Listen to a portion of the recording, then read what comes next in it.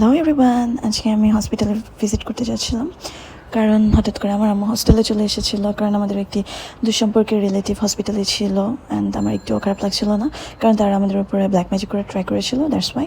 তো আমি ভাবলাম যেহেতু যেতেই হবে, তো আমি একদম থিন করে একটি আইলাইনার ক্রিয়েট করে নিই।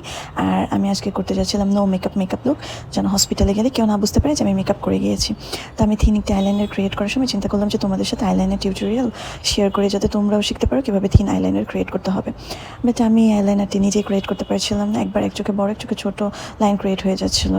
বাট তাও আমি আজকে টার্গেট নিয়েছিলাম যে আমি হসপিটালে গেলে আইলাইনার দিয়েই যাব, তাছাড়া আমি যাব না, কারণ আজকে আমার মুড ছিল আইলাইনার দেওয়ার।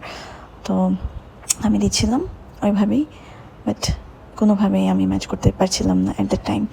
তো আমি এক চোখে দিচ্ছিলাম, তো আরেক চোখে ছোটো হয়ে যাচ্ছিলো, আবার আরেক চোখে দিলে আরেক চোখে ছোটো হয়ে যাচ্ছিলো। আর এদিক থেকে আমার মম আমাকে কল করতে করতে করতে করতে পাগল বানিয়ে ফেলেছিল, বিকজ সে নাকি লেট হয়ে যাচ্ছে। তো আমি এভাবেই ভাবলাম যে যাই হয়েছে না কেন, এভাবেই আমি হসপিটালে চলে যাই। তোমাদের জন্য এত কষ্ট করে ভিডিও বানাই, তোমরা আমার চ্যানেলে সাবস্ক্রাইব না করে ভিডিও দেখে চলে যাও, ইভেন লাইকও করো না। কেন কেন আমাকে অ্যান্সার আজকে দিতেই হবে? যাই হোক, এভাবেই আমি আমার নিজের মনকে বুঝিয়ে আমি রেডি হয়ে নিলাম হসপিটালের জন্য। বাট সাডেনলি আমি আমার ব্যাগ গুছাচ্ছিলাম, তখনই আমার আম্মু চলে আসলো। আমাকে দেখে কেন জানি আমাকে একটি থাপ্পড় মেরে সে চলে গেল। যদি থাপ্পড়ের রিজনটি জানো, অবশ্যই আমাকে কমেন্ট সেকশনে জানাবে।